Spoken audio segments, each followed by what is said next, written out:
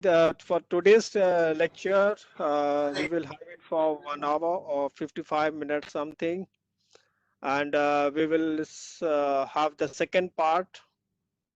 Uh, Last time we discussed the importance and then some definitions of the related terms that we often use when we study persistent stability.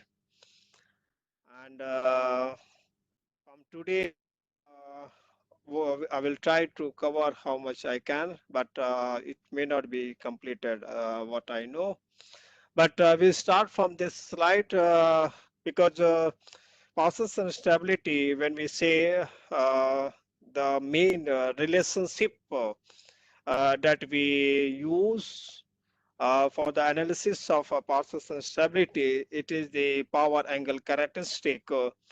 And what I understand that for this label, I mean, because you are in the second year, so you have not covered the course on analytical machine with the content on synchronous machines and synchronous generators. So I have a few slides, 2 to 3 slides to explain uh, the to explain how we derive the P delta characteristic from synchronous machine principle. Because unless you know that P delta characteristic and how we have determined it, it is difficult to understand the stability. So we start from this topic that is the synchronous generator principle. In fact, synchronous generator is a AC machine. This is very different from DC machine, DC generator. In the case of maybe because in this semester you study DC machines and then you may have the chapter on DC generator.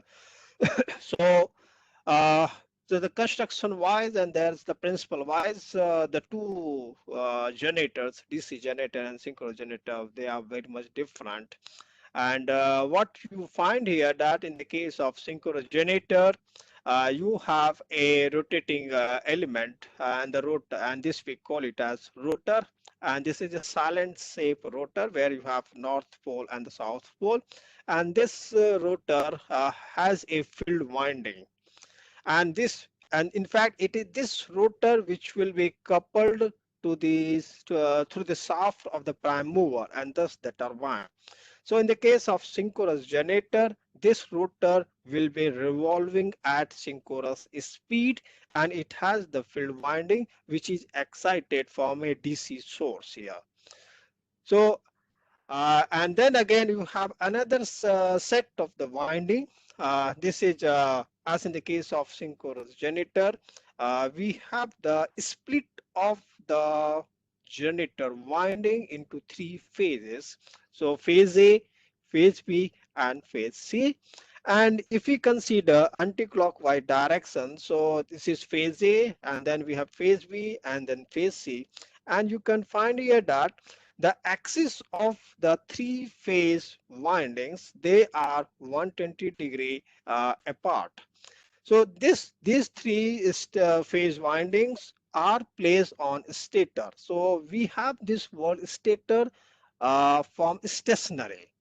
So these phase windings A, B, C, they are placed on a stationary element. So if you can say this gray sketch which is shown here, the circular one. So here we have the three phase windings which will be stationary with respect to the rotor, which is this one here.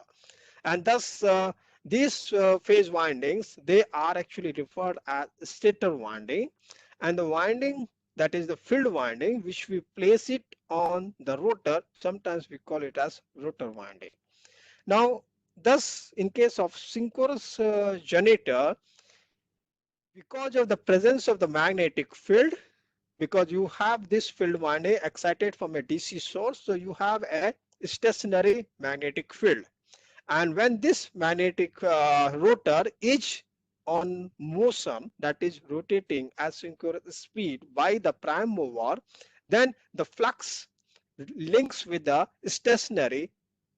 winding, stator winding in phase wise. With it, you can say 120-degree the displacement, and as such, you have the EMF induced on these phase windings. So as such, in this case, the winding where you have the EMF induced is on stator, and the field is on rotor. This is very different from DC machine, DC generator. In case of DC generator, the field winding is on stationary element, that is sometimes we say armature winding, and it is on a stator. And then your uh, in fact the armature winding is on the rotating element where you have the EMF induced. Yeah. So finally, in the case of DC generator, maybe you will study that you have a rotating, in fact, where the winding where you have the revolving part. So you have a say a alternating EMF induced in even in the case of DC generator, but uh, on the outer element terminal part, we have the use of a mechanical rectifier, and with that we are able to convert the alternating EMF in the case of DC generator uh, into a DC signal. So even in the case of DC generator, you have an alternative EMF, but we rectify it through the mechanical rectifier system. So as such, if you refer to the synchronous machine, you have a EMF which is induced on phase A, phase B, and phase C. So you have, let us consider this is phase A, R, phase B, yellow, and phase C, blue. And you find here that the peak of these three phases, they reach to the maximum value, maximum in terms of magnitude after 120-degree displacement. So this is the three-phase waveform. Now, here in this sketch, what we have referred here, this is the coil of phase A winding. So as in this case, you can refer here that at this point, if I show the current flow in the coil, so thus I can represent it that the current enters here, so that is into the screen, and then at this end you have it current leaving here, leaving out of the screen. So thus this is one coil set, you can say. And then in that case, for the phase A, the axis, its axis will be placed along this side here. So this is the axis of the phase A. We could refer it as A prime phase A winding here. And then again, as for the rotor position shown here, what you have, it is a silent shape rotor, and in this direction, so this is the axis of the rotor, right? Now for the position of the rotor shown, you will have the field excitation, and thus the orientation of the flux, that is we call it as field flux, that is the main field flux. Orientation of the main field flux will be along the axis of the rotor here. So thus this is the axis, we call it as field axis, and sometimes we call it as direct axis here. And the axis 90-degree to D axis, this axis, the field axis, we call it as quadrature axis. This is your Q axis. So in fact, it is along this axis where you may not have any EMF, or you can consider that there is no flux.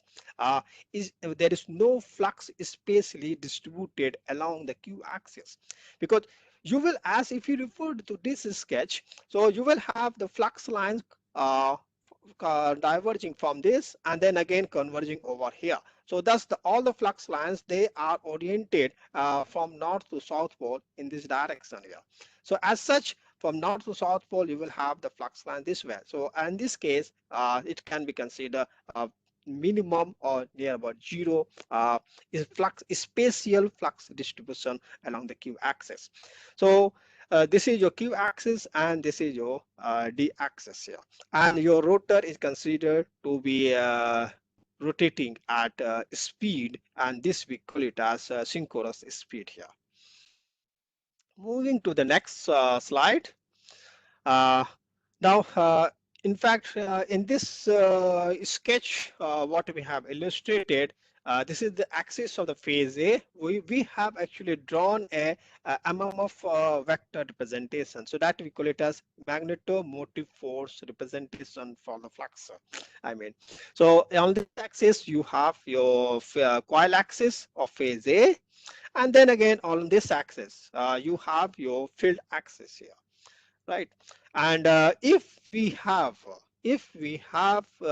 current flow, if because this generator when it is loaded, right, when you have a current flow in this stator winding, and then there will, because of the current flow in the stator winding, if you have studied in the case of DC generator and DC machine, uh, if you remember that when we load the generator, there is a armature current flow, and this armature current flow has its own flux, and this flux, because of the armature current, interacts with the main field flux. The same thing happens even in the case of synchronous machine. So here we have the axis of the coil, and if we have a current flow in the coil, so, and that current will have its own flux, and that flux is your armature flux, or we call it as armature reaction. In fact, in the case of DC machine, you will study, or you might have studied, there is a phenomena, we call it as armature reaction.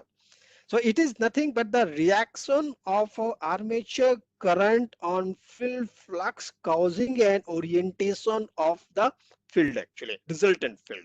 It is that way.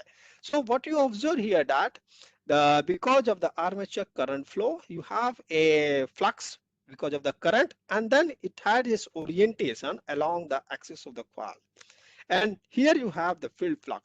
Because of the reaction between the field flux and the armature reaction flux, this is now a vector that represents the resultant flux. So thus, now your resultant flux, which is actually the phasor sum, of main field and the armature reaction flux here, and this is what represented here.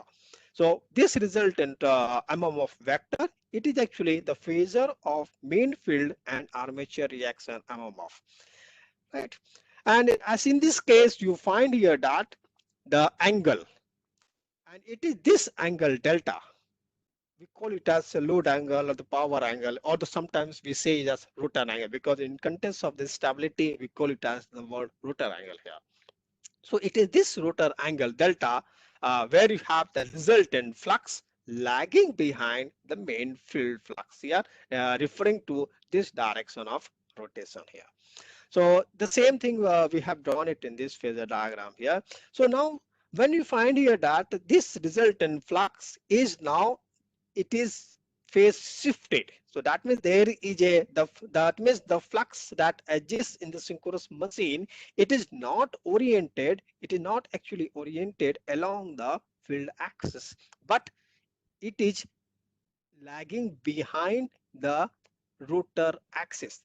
It is lagging behind the main field axis or the rotor axis, and it is by angle delta. So as such, when we have the resultant MMF lagging behind the main field here, and then this resultant MMF will set up a EMF, because EMF will be induced on the stator winding, and where will be its phasor representation.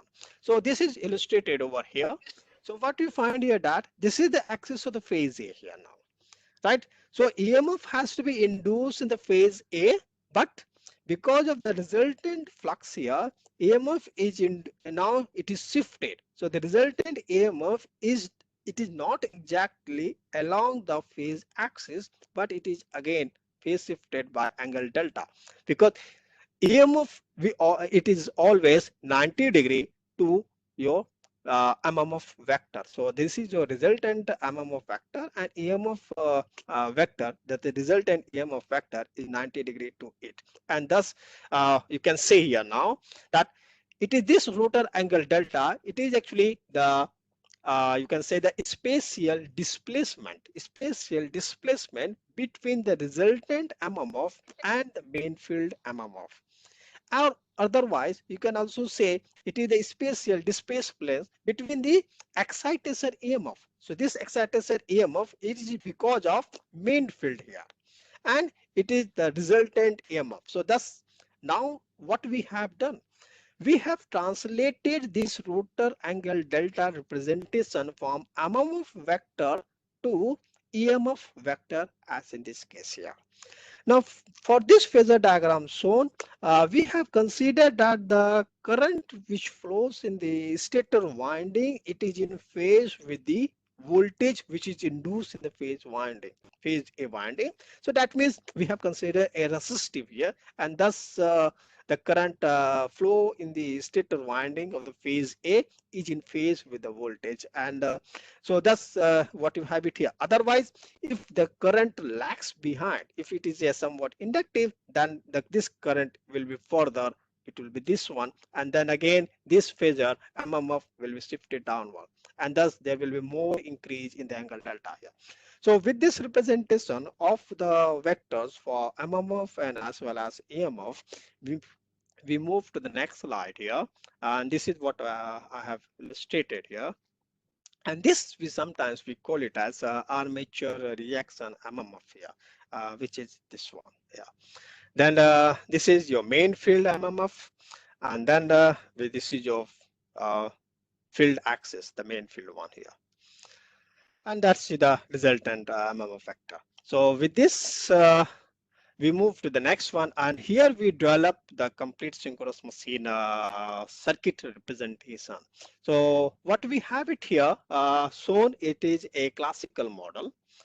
In fact, we can have different reactance representation for the synchronous machine, but to be more simple way, what we have considered here, this is the, you can say, the excitation EMF which is induced in the phase A winding, and then again because there is a reactance term, because as in this case you will have some drop, you can say the voltage drop, because you will have some flux, that is the demagnetization.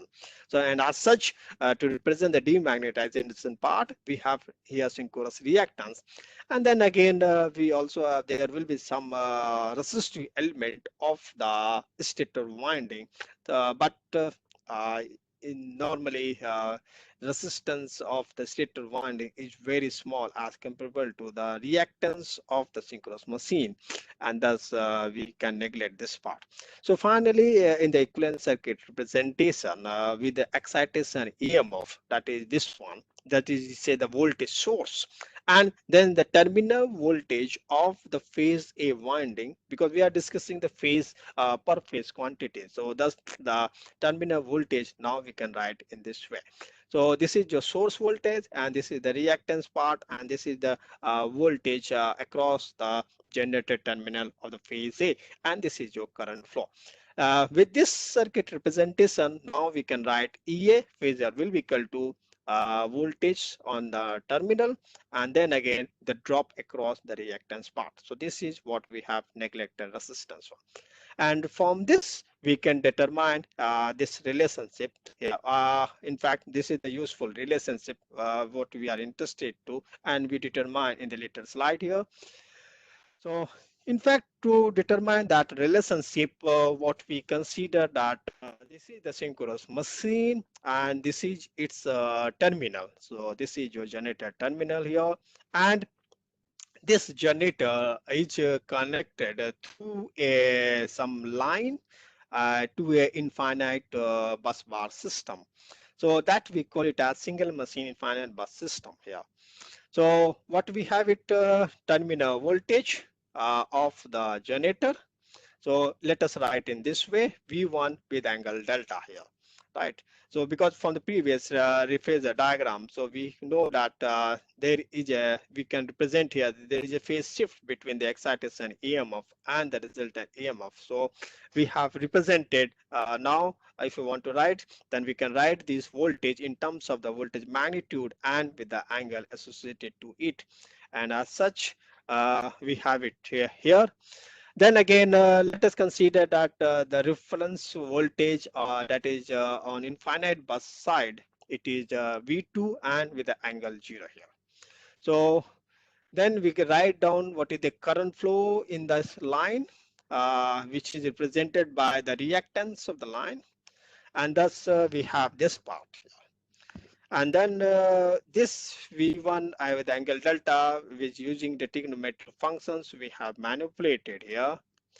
And then we can write in terms of active power and reactive power from this end. This is the sending end and this is your receiving end here.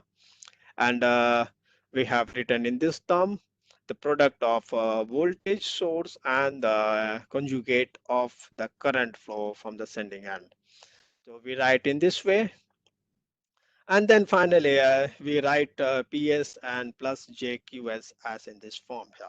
So now the real component, the real part we can separate out here, and imaginary part we can separate out here. And from this, we can say that uh, this electrical power or the power from the sending and again we say that it is a lossless line, so the power which is at receiving end, it is this one. So if what we had it here, it is from P as is equal to V1 product of magnitude of V1 and V2 sine delta by X here. So it is, so that means if you want to know what is the current power flow in this line, so it will be the product of voltage at this bus, product of voltage at this bus, right? Sine of delta divided by the total reactance here. So it is this one. So now this term, what we have it here, it is independent of delta, so we can refer as P max. So this is the relationship, what we say it as P delta characteristic here. And it's what we can find here that this is actually, we have used the term E, it is electromagnetic power or the power flow in the line, and it is a function of sine, sigma sine trigonometric function, and thus with the angle delta varying from 0 degree up to 90 degree and then to 180 degree, we get this shape of the P delta characteristic here. And we find here that this is the P max, uh, which you get this P max. That means from the characteristic P delta characteristic P, this PE will be equal to P max when angle delta is 90 degree. Yeah, right. Now, if I say that this is your initial operating point, PO. This is your initial operating point. So the PO will be equal to PE and the operating point of angle will be delta naught here, right? So your operating point can be at any, it can be at any angle here along the curve. So you can have the operating point at this, so angle delta is this one. You can have the operating point at this one, so angle delta is this one. Or if you have the operating point somewhere here, so angle delta is something here. So you can have your angle delta. You can say that you can have, if you want to have maximum power flow along the line, then we can say that angle delta to be kept at 90 degree, because in that case the power flow from the sending and to the receiving end will be P max and it will be this magnitude, and you can get it at an angle of 90 degree. But we never do that. We have some reasons and we will discuss this later on. So normally we have the operating point, that is the amount of the power flow through the line. It is, let's say it could be somewhere here or somewhere here or somewhere. So that means what you observe, the power flow in the line will depend upon what is the angle delta here. And that's why you have this characteristic referred as P delta characteristic here. Right? Any query on this slide? Okay, then move to the next one. And from this figure, when you refer, if I say operating point is this one, and then another one is here. So if I say PO, right? Then in that case, we have two different values of angle actually uh, for the operate for a given power P, and it is that one. So one is this delta. So if I say that P naught is equal to P naught, this is PE. So PE is the characteristic here. Remember one thing, PE is the characteristic here, complete characteristic. And if I say PE is equal to P naught, so it is this one. So at this instant, P naught, or this, and say at this point, P naught is equal to PE, and this is equal to P max sine delta naught. And with this, we can say what is delta naught. It will be sine inverse of P naught by P max. And then again, if you refer to the previous slide, uh, in fact, it's not clear here, but this is delta maximum. Because when we have this P naught, and I say what is P naught? P naught, let us consider it is the mechanical power. So when I say P naught is the operating point, and that is your mechanical power from the turbine side, it is this one. Now we get two point of intersection of mechanical power with the P delta characteristic here, right? So another point of intersection, we get it at delta maximum, and it is this one. So with the delta maximum, we can once we have determined delta zero, so we can determine what delta maximum, it will be 180 degree minus delta naught. So thus any any given operating point of turbine mechanical power gives you two different angles, but your operating point will be this one, and it is not this one here. So this is delta max. And again, if I say, so if I say change the turbine mechanical power, so if I shift this line below, or if I shift this line above, so that means your angle delta will change, and again your d delta maximum will also change here. So that's it should be clear at this stage. Now we move to the next one. Now in this slide, I just want to show what is the stability, and what is particularly rotor angle stability, and what we call it as rotor angle oscillation. So from the relationship electromagnetic power, and if I say that, let us say that this is a one bus one, and this is another bus two, and we have the voltage at the two end, V1 and V2 referred, and let's say that this is the line, and there is a power flow from bus 2 to bus 1, and both the ends, they are connected to some synchronous generators here, right? And you have, let us now initial operating angle of these generators, right? Now from this relationship, we have this one. So it is the power flow in this line will be given by the product of the voltage at the two end, and in the denominator you have the reactance here. So this is the reactance of the line here. And what is angle delta? This angle delta is actually the difference of the actual rotor position here. So theta 2 rotor position on generator 2, and theta 1 is the rotor position on generator 1 here. So the angle delta is actually the difference of the two, right?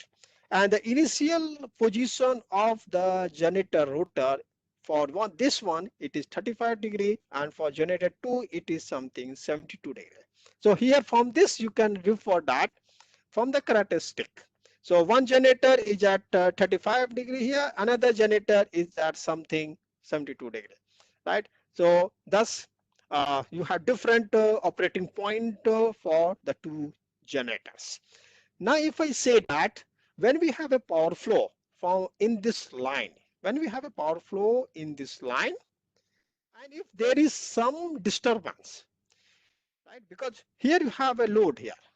There is a load at this bus, and there is a load at this bus as well. And let us say that there is some load disturbance. And because of the load disturbance, there is some transient. And because of the transient, this angle, let us say it oscillates here, right? So thus the angle will oscillate, settling down to the final position, and it is this way.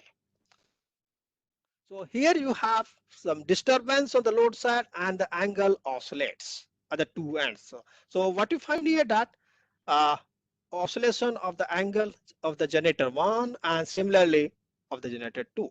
So the two generators have an oscillation, and thus because of the oscillation of the generator rotors, the power which flows here oscillates. And what is the oscillation magnitude? What is the oscillation amplitude? It is, let us say, 100 megawatt is the stationary steady state value, and the power of flow along the line will oscillate along the in fact with the axis, with the axis reference of 100 megawatt here. So thus there is a power flow oscillation around the steady state value of 100 megawatt in the line when there is a some perturbation, and this is what we refer it as here rotor angle oscillation here. And what you observe that this angle has oscillated about 5 degree, and it was in one cycle of oscillation was 10 seconds. So this is what is the frequency of oscillation? It is 1 by 10 seconds. So that is the frequency of oscillation. And, and let us say that it was 10 megawatt of oscillation in amplitude. So this is what we refer it as rotor angle oscillation in terms of power system stability here. I have an example given in the slide to understand more clearly on P delta characteristic. So you can refer that. It was from one of the book actually. So, but I don't remember exactly what which book it was, who was the author. But you can refer it for your understanding more clearly. And then I move to the next topic. So next one, what you refer here is the swing equation. Because this rotor angle oscillation which we have observed in the machine, it is will depend upon what is the inertia. What is the inertia of rotor? This rotor. Sir, Yes. sir, sir, why delta is theta 2 minus theta 1 in the previous example? Uh, Actually, when we say the power flow in the line between the buses, it will depend upon what is the, because if I say power flow will depend, if I say V1 and V2 are 1 per unit, all right, V1 and V2 are 1 per unit, and X is fixed here. So the power flow in the line will depend upon what is angle delta. And let us say that angle delta is actually the difference of the rotor position at the two end. Right. So what, in fact, you here I have just considered what is angle delta. Angle delta is nothing but the rotor angular difference of the two machine, and one machine is at theta 1 and another machine is at theta 2, and angle delta is actually the difference, rotor angular difference of the two machine here. So that's the Sir, power flow in the line. sir, in the previous slide, it is slightly different from the Yeah, graph we yeah, know. yeah. Okay. In the previous case, actually, what I have shown, it is the P delta characteristic for one machine, right? I have shown this P delta characteristic in a generalized representation. So this is for one machine, right? So, but when I have to show the power flow in a network, then the two machines will be at two different operating point actually, right? So one machine could be at angle delta naught. Now, if I say, uh, if I draw another curve, it would be something like this, right? And then again, one machine will be at delta 1, another machine could be at delta 2. So it is just in the previous slide, because I wanted to show the difference in the angle. So I have used the notation delta 2, theta 2 and theta 1. If you want, you can say delta 2 and delta 1. It is the same actually here. You get my Okay, point? Yeah. It okay, sir. instead of using the word theta, you can use the word delta actually. That's not a difference. Here, I'm using the theta as your rotor angle position. Okay, agreed. Yes, sir. Okay, fine. So it is not to get confused, it is just the notation difference, because later on I will use the word theta actually, because here actually on this slide we are discussing a momentary representation of rotor position, and in the later on we will discuss what is this momentary representation of rotor angle actually. So because this we will use it in the later slide, that's why I have used this representation, that is theta here. Otherwise, it is the same as the rotor angle only, that you can say delta or delta 1 and delta 2. It is the same actually here. So, yeah. So here we have the swing equation, the slide for on swing equation, and we want to discuss what is the generator turbine inertia model. And now just to show you, we have the generator. This generator will develop torque, and this is electromagnetic torque, where you have a load connected here on generator terminal, or maybe generator terminal is connected through a transformer to a network, to a line. And then this generator is coupled through a shaft with the turbine. And this could be steam turbine, this could be hydro turbine. And then again, the mechanical power inlet to the turbine, it is controlled by a valve, as in the case of steam turbine. That means throttling. We call it as, we use the word throttling. So that means the control of flow rate. Control of flow rate of the steam or flow rate of water inlet to the hydro turbine. Right now, this is the case of a steam turbine. So in this case, you have a boiler also. So you have the steam generation here, and then a high pressurized and a high steam at a high pressurized magnitude value and at a high temperature. It will be injecting on the blades of the turbine, but the amount of the steam flow, that means the mechanical power, this will be throttled by valve, by controlling the valve. That means opening of the valve or closing of the valve. So with this representation of the turbine and generator, so here we have the turbine power, turbine mechanical power development, and this turbine mechanical power is transferred to the generator. That is, we call it electromagnetic torque, and both are in terms of torque here. So now the equation of motion for the combined machine, right? Generator and turbine, because generator rotor will be having the field winding, and then this turbine has its own rotor. So thus the rotor of the two machines, it will be given by the equation of motion, and it is this one. So this is your total moment of inertia of the rotor mass, and this is the acceleration. So you can say d square theta by dt square. So this is the acceleration of the angular position of the rotor. And now from here, from this relationship, it could be clear that why I have used the theta as the position of rotor actually. Yeah. So because we want to represent a momentary representation of angular position. So now we have the d square theta by dt square, and this will be equal to difference of the two torque, mechanical torque from the turbine side, and generator torque or electromagnetic torque. This we call it as electrical torque output from generator. And there will be an acceleration in the rotor mass if there is a difference between the two.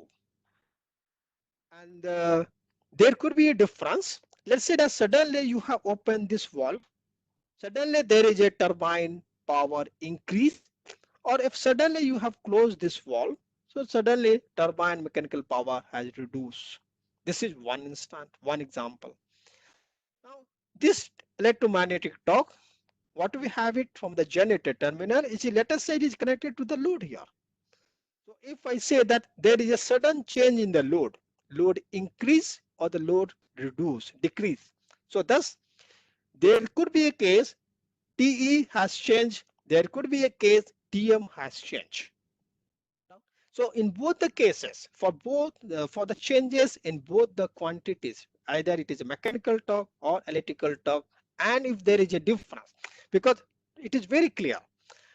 If I say that at this end you have a load, and if there is a sudden increase in the load, let's say from 100 megawatt to 200 megawatt, if there is a sudden increase in the load demand, so this electrical torque has increased by 100 megawatt. Now at that instant of time, momentarily turbine power, this is Tm, cannot be increased to by 100 megawatt. Momentarily there will be always some difference here. Same way, if I say that here the generator terminal is connected to a load and the power is being fed and load is remains constant, and suddenly you open the valve or close the valve, and let us say that momentarily there is a change, there is a step change in the mechanical torque, then in that case load cannot be changed, either reduce or increase momentarily, right? So and thus there will be a difference here, and this because of this difference, it is, we call it as TA, and this is your accelerating torque. So so that means whenever there is a difference between the two torque, there will be a accelerating torque which will cause an acceleration of the rotor mass here. We will discuss more in detail about this. So now, neglecting this loss, the difference between the two torque give you a net accelerating torque. Now again, uh, here we have used the word net accelerating. Now, and again we have mathematically, algebraically, we say Tm minus Te. Now, if I say Tm is greater than Te, so Ta is positive, so it will be acceleration. But if I say Te is greater, let's say momentarily Te becomes greater than Tm, right? Let's say you have increased the load. So if you have increased the load by 100 megawatt, then momentarily Te becomes greater than Tm, and then Ta is again, there is a Ta, but it will be negative sign. But still we say the word accelerating, but we will discuss later on. For now, when the Ta is with the negative sign, it is actually not accelerating, it is actually deaccelerating. So but at the moment we refer the word acceleration here. All right, later on we will discuss acceleration and deacceleration for the two different way. Now at steady state, but that means, let us say that load which is connected to the generator is constant, and the valve of the turbine inlets, right, it is also constant. So there is no change in turbine power, there is no change in the load, and thus the electrical torque, and thus it is at steady state. So at a steady state, the difference between the two, that is electrical torque, will be equal to mechanical torque. So if I say that you have a load of 200 megawatt and you have a generation of 200 megawatt from the turbine side, so there is no change in the load, so definitely there is no change in the generation as well, and thus there is a perfect match. And then in that case, this is the steady state condition and the two torques are equal, and thus this torque, acceleration torque, will be actually zero here. Now we know the relationship between the torque, power and speed. I hope you know it. But since here we have considered steady state, so that means there is a no change in the speed as well.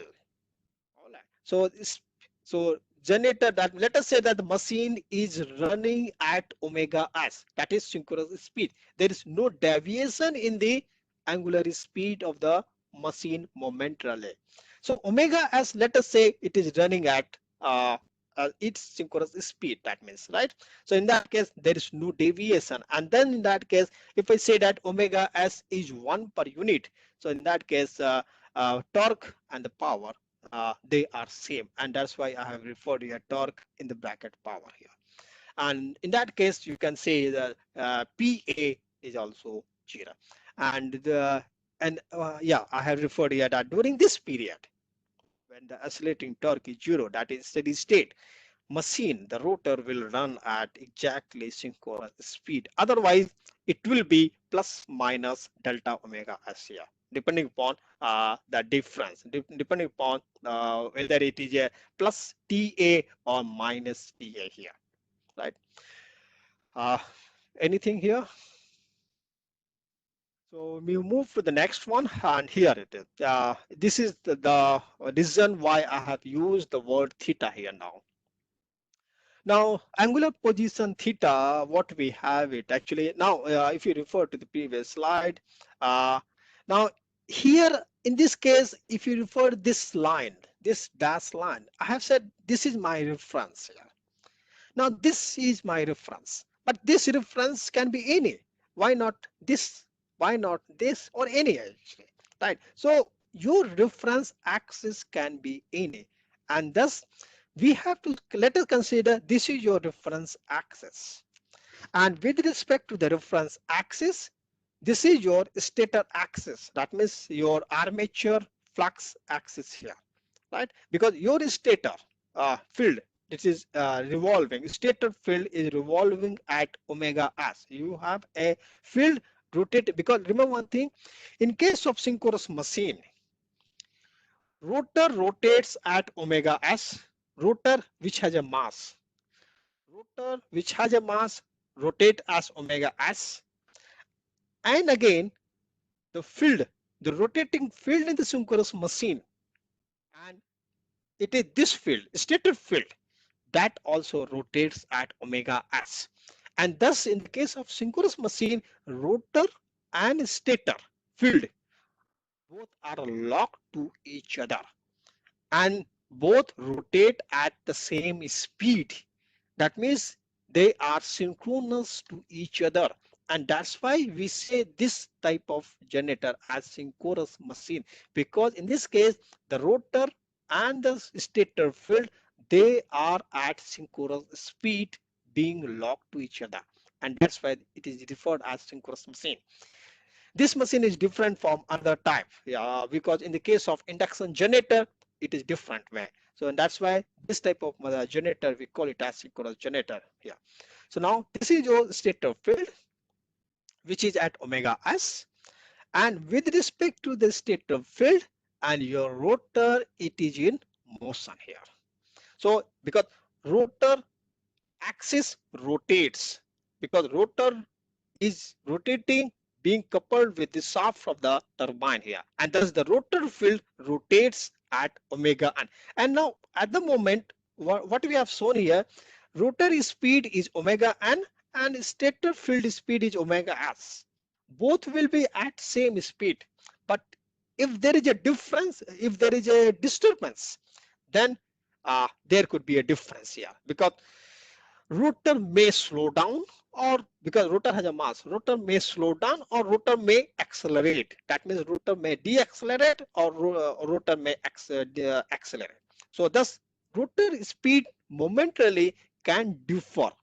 It can differ with respect to the stator field speed momentarily.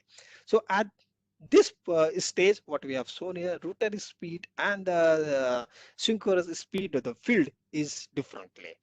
And but the angular separation between the two field, that is your angle delta. So because now this is your, what it will be, rotor field in terms of I'm a vector, it will be main field, right? Because here we have the main field, and this is your let us say, because uh, EMF is induced in the stator winding. EMF is induced in the stator winding and it is along this axis here. And let's say the resultant EMF is induced in the stator winding. So it is this. So that means the angular separation between the main field and the resultant field, and that is your angle delta. So this is your angle delta representation between the two field axes here. Now momentarily, when we consider with respect to the reference axis here, which will be at a synchronously rotating frame, then we write theta is equal to, because this will be changing, this angle will be changing here. So this theta will be equal to omega st plus angle delta. So that means angle delta is constant here because it will be this one, but omega st may change here, because if I say there is some disturbance, so rotary speed will change, and again that means this can be delta omega here. So this can change here, and thereby this theta may also change here, right? So this delta is the angular position in radian between the two frames here, and that's why now we say theta is equal to omega st plus delta here. So from that previous relationship, now we do have some manipulation. So we differentiate. So now this is earlier it was position, rotor position now with respect to some reference axis, and we make it velocity now. In fact, so this is d theta by dt here, and this is omega s by d delta, and then again this, and I think for the case of rotor speed, we say it as omega r, so it is d theta by dt. So that means if you refer to the previous slide, so this is the d theta. So that means rotor is changing, rotor speed is changing with respect to the reference axis here at speed this one. So this is your rate of change of angular position of rotor, and that is your rotor speed here now, omega r. And then again from this relationship 3, we can write it a difference of the two. So that means if I say that there is a difference between rotary speed, there is a difference between the rotary speed and synchronous speed, right? So it will be d delta by dt. So that means rate of change of position of rotor angle here now. Remember one thing, in this case, uh, the rotor and stator both will be at omega s. That means this omega n at a steady state. At a steady state, omega n will be equal to omega s. But whenever there is some disturbance, omega n rotary speed will become omega n, and stator field will be no difference, it will be omega s. So during this period, that means at the time of disturbance, right? This case, that means whenever there is a difference between the two speed, that means of the field and of the rotor speed, there will be a rate of change of position of d delta. So that means at steady state, the difference between the two is delta, and if this has changed, or if the rotary speed has changed to omega n, so that means there is a now change in the angular position here. If I say, for example, there was a difference, and this rotor field, let's say there is an advancement of rotor position, so this is vector will become this one now. If I say this is your vector representation, that means sorry, so that means angle delta is changing. So if there is a disturbance and the rotor advancement, so angle delta is changing, and thus it is this one. So difference of the two will give a rise to rate of change of angular position, that is d delta by dt. So from here we understand that whenever at a steady state, difference of the two will be 0, and thus this is also 0 here. We have 1 hour completed. Should I continue for a few slides or stop here? Can I hear something from you? Yes, please.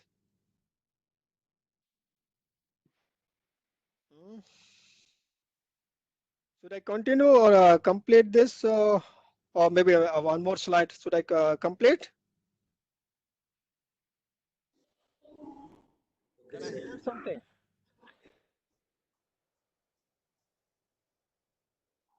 In the next class. Sorry? So you should continue in class. Yeah, okay, 1 or 2 slides more. Okay. So uh, this is now your error in the speed. So difference in the speed of rotor and the field, stator field, gives rise to the change in the position of rotor angle, and that is your d delta by dt here.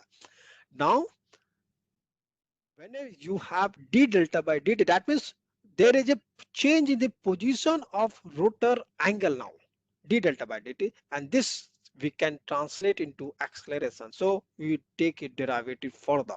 So now we write in this way. So this j d square delta by dt square we write down in this way, and then we do some manipulation, because let us write multiply by omega m, because this is the rotary speed. So that is the rotary speed multiply by torque. So it will give you power here. But again, so here we have the two equations, that is the equation of motion in terms of torque and in terms of power. But remember one thing, when we have written the equation in terms of power, we have multiplied this relationship by rotor speed. It is rotor speed here. It is not omega s. So if I say it is at steady state, then omega m will be equal to omega s here. But at the time of disturbance, when you have disturb, rotor speed will differ from synchronous speed, right? And if during that phase, during that period, if you want to determine what is the acceleration or deceleration, you have to do the calculation based on rotor speed, not the synchronous speed here. And that's why we have it here, omega r or omega m here. In fact, sorry, this is a mistake here. It is or r or m is same actually here, right? So and that will give you acceleration power here. So right, and this is we have written in terms of megawatt. So and this is d square delta by dt square. It is your acceleration, that is the second derivative of angular position, that is angular displacement with respect to time here now. And now we have one more terminology, and that we call it as inertia constant. Because in the previous one we have used the word J, right? But this is moment of inertia. But now we want to define this some constant with respect to, because we have the accelerating power in megawatt, and that will refer to what is the rating of machine actually. And thus this moment of inertia we want to define in some way related to turbine rating or the generator rating basically. And thus we have refer it in terms of inertia constant, that is h here, because acceleration will depend upon what is the stored energy in the rotor mass at synchronous speed, and this is this one here, and divided by megawatt MVA rating. So this one. So the kinetic energy stored in the rotating mass at omega as speed is actually half of j omega s square, and divided by MVA rating, that is S rated here. And then we manipulate, represent, substitute this 7 in the previous relationship 5. So we get this one here now. So now we had it Pm minus P is equal to Pa, and at a steady state, as I said, machine angular speed, that is your rotary speed, is equal to synchronous speed, and hence we can replace omega r by omega s. This is possible only when you have at steady state. So and that's why we have it here omega s here, right? And this in equation 8, all these quantities, they are referred in megawatt here. So now we have this, we further we have divided by generator rating, and because this is the relationship what we have in terms of megawatt, but we want this constant inertia constant in per unit representation. So we do now we do further manipulation and then divided by MVA rating. So we write in this way. So this is the relationship what we have referred in terms of quantity as per unit. And now this is your difference of the two is your accelerating power. And this equation is your actually we call it as swing equation of machine generator machine here, and that defines the rotor dynamics. That means it is this one. So because the acceleration of rotor angle position, it will be governed by inertia of the machine, if I say rotating mass, rotor of a combined turbine and generator, it is smaller, or again, it also depends upon accelerating power here, right? So if you have, let's say, larger size machine, if you have a larger size machine and accelerating power is 100 megawatt, right? If I say accelerating power is 100 megawatt, a larger size machine, let's say 1000 MVA. And if I have a accelerating power of 100 megawatt and a smaller size machine, let's say MVA rating 200 MVA, where you will have more acceleration? Can anyone say? You have two machine, but accelerating power is 100 megawatt. So one machine 200 MVA rated, another machine 1000 MVA rated. But accelerating power 100 megawatt for both. Which of the two machine will have more acceleration? Can anybody say? Smaller machine for the same accelerating power 100 megawatt will have more acceleration, or a larger machine of 100 megawatt accelerating power, which one of the two machine will have more acceleration? Anybody? Yes, please. Larger machine. Sorry. Larger machine. Larger machine, remember one thing, it will have more inertia. Rotor mass of turbine and the generator will be larger. A smaller machine will have a smaller inertia, and thus I said same accelerating power. That means same magnitude of disturbance.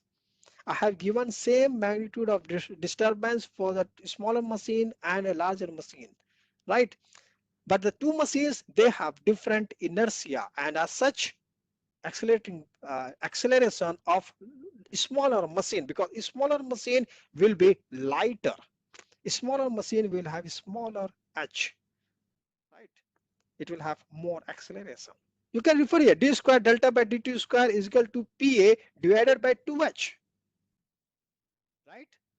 It will be divided by 2h. So that means for the same pa, that the numerator is constant, and then again smaller machine is smaller h, right? Smaller machine will have a smaller h, and thus acceleration will be more, right? And a larger machine will have larger h, and thereby acceleration will be lower. It's more smaller acceleration. This is what it refers. So thus acceleration depends on not only the inertia of the machine, but also on accelerating power here.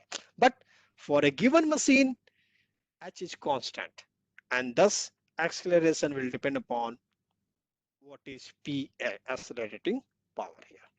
So, and thus this is your rotor angle delta, which we have said it from internal EMF of the generator, and it refers to what is the amount of the power, because it will, because the amount of the power flow will depend upon what is angle position, and that's why we say the word load angle, because if you want more power flow, more angle. If you want less power flow, less angle. So, and thus rotor angle delta changes with the amount of the power flow, and thus it is referred as sometimes load angle here. So